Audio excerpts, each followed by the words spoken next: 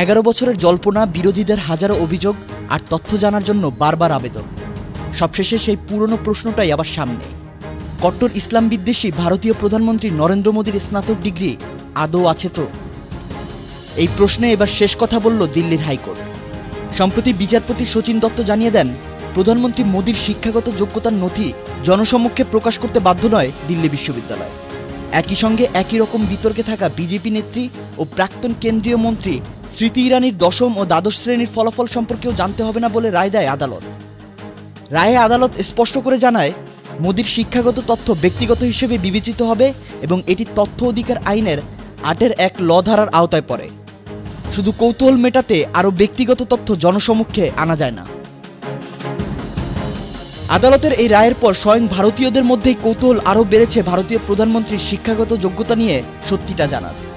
অনেকেই বলছেন, আইন আদালত তো মোদী পকেটে পুরেছেন, তার সার্টিফিকেট জালের জন্যই এমন কর্মকাণ্ড করলেন আদালতকে দিয়ে। গুজরাটের মুখ্যমন্ত্রী থাকাকালীন মোদী নিজেই একাধিক সাক্ষাৎকারে বলেছিলেন, শৈশবে গৃহত্যাগের কারণে উচ্চশিক্ষা তার আর হয়ে ওঠেনি।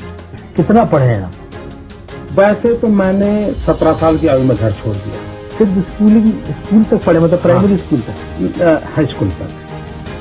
কিন্তু প্রধানমন্ত্রী হওয়ার পর হঠাৎ করে সরকারি তরফেই দাবি ওঠে তিনি গুজরাট বিশ্ববিদ্যালয় থেকে MA এবং দিল্লি বিশ্ববিদ্যালয় থেকে BA পাশ করেছেন। সরকার প্রকাশ করেছিল 2টি ডিগ্রির সনদপত্র, কিন্তু সেগুলো ঘিরেই জন্ম নেয় নতুন বিতর্ক। মোদী দাবি করেন 1978 সালের দিল্লি বিশ্ববিদ্যালয় থেকে ইন্টার পলিটিক্যাল সায়েন্সে স্নাতক ডিগ্রি লাভ করেন তিনি, কিন্তু পরবর্তীতে জানা যায় এমন কোনো কোর্স সেই সময়ে ওই বিশ্ববিদ্যালয়ে ছিলই না। আর তার ডিগ্রির সনদটি ছিল ছাপা, অথচ সেই সময় হাতে লেখা সার্টিফিকেট দেওয়ার প্রচলন ছিল। ছাপায় ব্যবহৃত হরফও 1992 সালে তৈরি, অর্থাৎ ডিগ্রি প্রাপ্তির 14 বছর পর। ঠিক একইভাবে স্মৃতি ইরানির ক্ষেত্রেও দশম ও দ্বাদশ শ্রেণীর ফল ঘিরে তথ্য গোপন রাখার অভিযোগ ছিল বহুদিন ধরেই। দিল্লি হাইকোর্টের এই রায়ের পর রাজনৈতিক মহলে দুই রকম প্রতিক্রিয়া। বিজেপি বলছে এটি বিরোধীদের কুৎসিত প্রচারের জবাব। বিরোধীরা প্রশ্ন তুলছেন, যদি সব ঠিকঠাকই থাকে তবে তথ্য লুকানোর দরকার কি? রায় আইনি দিক দিয়ে হয়তো একটা ইতি টেনেছে, কিন্তু সাধারণ মানুষের মনে এই ডিগ্রি বিতর্ক ঘিরে কৌতূহল ও সন্দেহ থেকেই যাচ্ছে। Hello Bangla news desk.